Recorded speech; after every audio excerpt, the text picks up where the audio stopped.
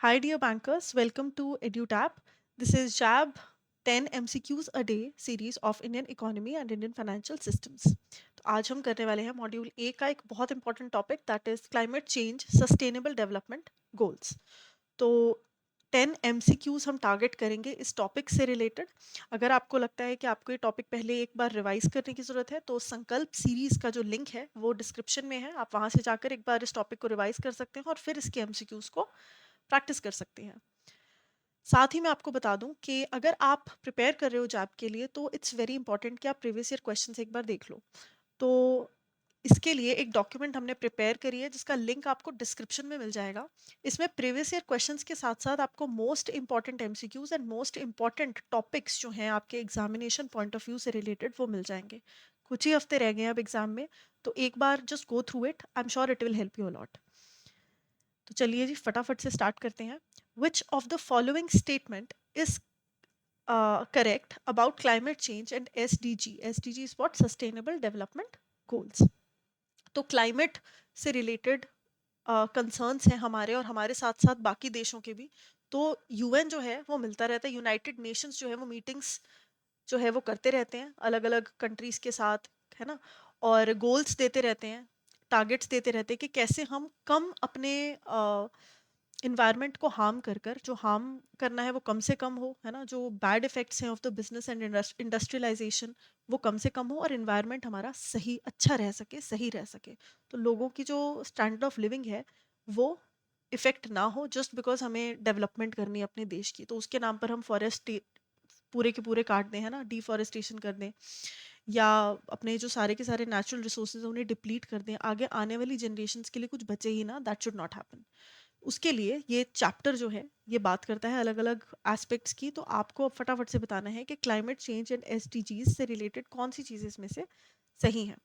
So global CO2 emissions are set to increase by almost 14% during the rest of the decade under current national commitments. ऐसे ही चलता रहा तो 14% से ज़्यादा जो है वो एमिशंस बढ़ जाएंगे कार्बन डाइऑक्साइड के. तो ये स्टेटमेंट सही है, ये बिल्कुल सही है.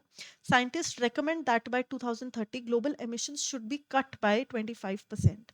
नाउ ऐसा तो नहीं है कि 25% जो है वो लिमिट नहीं दी गई है, वो 45% लिमिट दी गई है कि 45% तक की रिडक्शन जो है वो होनी चाहिए bye 2030. Sustainable development goals is about climate action. Now this is also true because climate को save करने के लिए क्या क्या action लोगे, it is about that only. And COVID-19 crisis जो है it accelerated global disaster risk reduction efforts. That is true. Risk को रिड्यूस करने के लिए, डिजास्टर से रिलेटेड जो रिस्क होते हैं उनको रिड्यूस करने के लिए जो प्रोसेस थी उसको एक्सेलरेट कर दिया गया, मतलब उसको बढ़ा दिया गया. तो इसमें से जो करेक्ट ऑप्शन है वो हो जाएगा आपका ऑप्शन नंबर बी. ठीक है जी. That is 1, 3 and 4. Human activities since 1800s are primarily the cause of climate change. तो ये जो climate change हो रहा है, ग्लोबल वार्मिंग हो रही है, ग्लेशियर्स पिघल रहे हैं, फ्लड्स इतने आ रहे हैं, है ना, गर्मी इतनी ज़्यादा रहने लग गई है, टेम्परेचर्स ऑल टाइम हाई पे रह जाते हैं. तो ऐसा it is happening because of human activities. तो ये बिल्कुल सही बात है. जो फॉसिल फ्यूल्स की बर्निंग है ना, बाकी जो इतनी ज़्यादा इंडस्ट्रियलाइजेशन है, कार्बन डाइऑक्साइड के एमिशंस इतने बढ़ गए हैं, तो बहुत कुछ पेड़ कट रहे हैं, है ना, कॉन्क्रीट जंगल्स हमने बना दिए हैं. तो ह्यूमन एक्टिविटीज़ की वजह से हो ही रहा है. That is the primary cause of climate change. और इसका रीज़न जो है that is combustion of fossil fuels releases heat trapping gases. ठीक है, तो ग्रीन हाउस के इफेक्ट जो होता है, राइट. तो ये दोनों ही सही हैं and R is the correct explanation of A. So the correct answer would be option A. Which of the following best explains the green finance. तो ग्रीन फाइनेंस को सबसे अच्छा कौन सी स्टेटमेंट है जो समझाती है? पढ़ लेते हैं फटाफट से. It provides financing provided only to agricultural projects, financial flows targeted at projects that reduce poverty and hunger. Now this is not true, not relevant. Financial arrangements for environmental sustainable projects addressing climate change. तो ये तो पढ़ के ही पता चल रहा है हमको कि बिल्कुल सीधा डायरेक्ट आंसर है, right. So C would be the correct answer here. अच्छा, जब भी आप ऐसे क्वेश्चंस करो ना जहाँ पर आपको पहले ही कुछ ऑप्शंस डायरेक्ट क्वेश्चन है और एकदम लग रहा है कि यार ये बिल्कुल सही है, इसको टिक कर देना है, तो एक बार just to be sure go through the rest of the statements as well. उससे क्या होगा, उससे एलिमिनेशन मेथड से भी आप बिल्कुल सही आंसर पर पहुंच पाओगे। क्योंकि अगर मिलते जुलते कोई क्वेश्चन है या मान लो कि बिल्कुल ही इससे भी ज्यादा रेलेवेंट पॉइंट पॉइंट डी में आ जाता तो D would have been your correct answer. अगर और डिटेल के साथ और फैक्चुअल डिटेल के साथ डी पॉइंट सही होता तो हम उसको सिलेक्ट करते instead of just the definition of it. ठीक है, तो एक बार सारों को पढ़ लेना है। ऐसा नहीं है कि एक ही स्टेटमेंट ठीक लगी तो उसको टिक कर देना है, just go through all the options. Okay, so India's SDG score improved from 60 to 66 between 2019 and 2021. Improvements in clean water sanitation and affordable and clean energy contributed to this rise. ये बिल्कुल सही बात है क्योंकि हमारी रैंकिंग जो है वो बेहतर हुई है और इसके रीजंस जो हैं वो ये हैं, और केरला इस चीज में सबसे आगे है। ठीक है जी, तो ये दोनों ही करेक्ट हैं and R is the A is the correct statement and R is giving the correct reason behind that statement. Which of the following commitments of India under SDG 13 are true? ठीक है, तो या कौन सी इसमें से हैं actual commitments SDG 13 के under? तो achieving net zero emissions by 2070, is it true? Yes it is.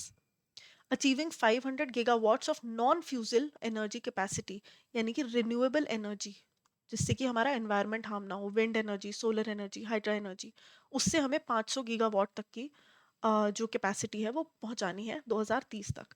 Reducing carbon intensity of economic economy by less than 45% by 2030 and reducing total projected carbon emission, जितना carbon अब हम as a country emit कर रहे हैं उसको 2 billion tons, मतलब we have to decrease it, reduce it by 2 billion tons till 2030। तो ये सारे के सारे ही जो हैं ये स्टेटमेंट्स सही हैं और ये कमिटमेंट्स इंडिया ने अपनी तरफ से किए थे और इनको पंचअमृत भी कहा जाता है। इसमें एक कमिटमेंट और है और इन सबको 5 कमिटमेंट्स को पंचअमृत कहा गया है। राइट, सो इसका correct answer would be option C, that is 1, 2 and 3 and 4। Which institution in India is responsible for coordinating the progress on SDGs? अब यूएन ने तो इंडिया के साथ हाथ मिलाकर और भी कंट्रीज के साथ हाथ मिलाकर अपने अपने टारगेट्स दे दिए। नाउ हु विल सी कि हमारी जो ग्रोथ हो रही है, हमारी जो कंट्री की डेवलपमेंट हो रही है, उसमें हम ये सारे के सारे जो कमिटमेंट्स हैं इनका ध्यान रखें, इनको भी एग्जीक्यूट करके चलें। ऐसा ना हो कि प्रॉफिट मेकिंग के लिए या फिर लेट्स से जीडीपी इंप्रूव करने के लिए या ग्रॉस नेशनल इनकम इंप्रूव करने के लिए हम बस इंडस्ट्रियलाइजेशन करे जा रहे हैं और उसमें कोई देखने के लिए है ही नहीं कि यार पेड़ों को नुकसान तो नहीं हो रहा। ऐसा तो नहीं कि एयर क्वालिटी बिल्कुल ही डिप्लीट ही हो गई है कि रही नहीं जीने लायक, है ना? या जो भी हमने जो कमिटमेंट्स दी थी वो फुलफिल हो रही है कि नहीं, तो ऐसा कौन करवाता है? ऐसा नीति आयोग कोऑर्डिनेट कराता है, that is the planning organisation और the institute that coordinates between state and central government और सारे के सारे प्लान्स बनाता है कि ग्रोथ जो कंट्री की होगी, इकोनॉमी की होगी, वो किस डायरेक्शन में होगी। So NITI Aayog would be the correct answer because it is responsible for implementation and monitoring India's progress. Which of the following are the challenges in achieving SDGs? तो कौन से चैलेंजेस हैं कि आप सस्टेनेबल डेवलपमेंट गोल्स को achieve तो करना चाहते हो लेकिन कुछ चैलेंजेस हैं, तो वो क्या है? पहला है फाइनेंसिंग, पैसा, इम्प्लीमेंटेशन प्रोसेस के लिए जो पैसा लगेगा, है ना? अगर मैं बोल रही हूँ रिन्यूएबल एनर्जी मुझे ज़्यादा क्रिएट करनी है तो उसके लिए जो विंड मिल्स, पावर प्लांट्स, है ना, हाइड्रा पावर प्लांट्स, जो भी मतलब प्रोसेसेस हैं, इंफ्रास्ट्रक्चर जो उसके लिए लगेगा, उसको फाइनेंस करने की दिक्कत। Then we have enlisting stakeholder engagement, है ना, इस चीज में लोगों का भरोसा हो, वो अपने स्टेक्स पुट करें, that is also one thing. Developing N administrative framework, ठीक है, एक एडमिनिस्ट्रेटिव फ्रेमवर्क पूरा इस चीज को एग्जीक्यूट करने के लिए लगेगा। Lack of technological infrastructure, that is not necessarily a problem here, right? तो B is your correct answer. Now which of the following is not a sustainable development goal? Life below water is a sustainable development goal. Industry, innovation, and infrastructure is a goal. Responsible consumption and production is a goal, but elimination of terrorism is not. ठीक है जी, तो आपका इसमें answer हो जाएगा option सी।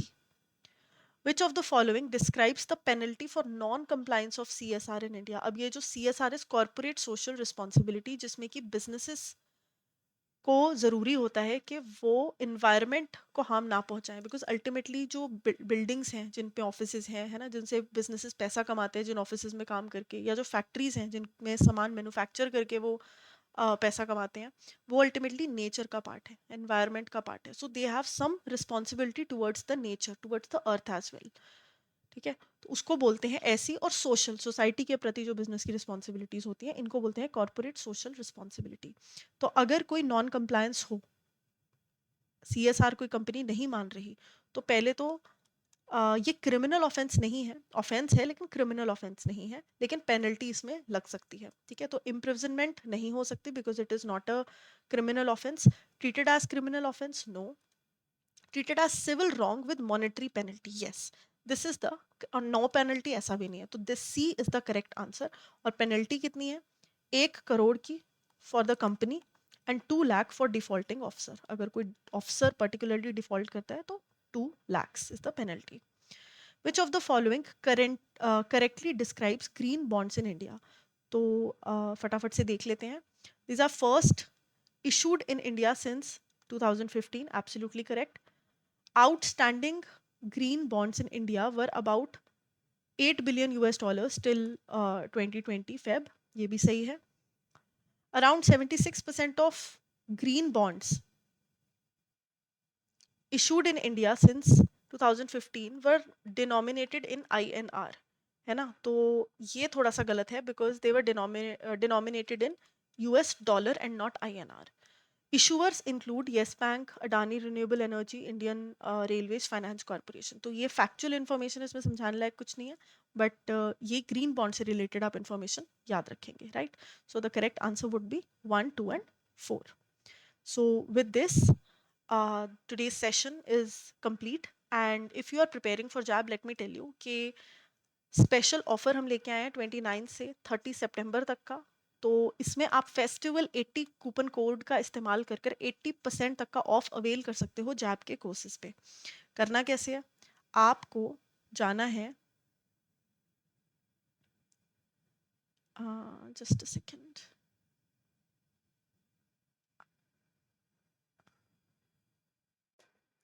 हाँ जी, edutap.in के ऊपर, और यहाँ पर जैब कोर्सेज जब आप देखोगे तो यहाँ पर आपको आपके सारे कोर्सेज दिख जाएंगे।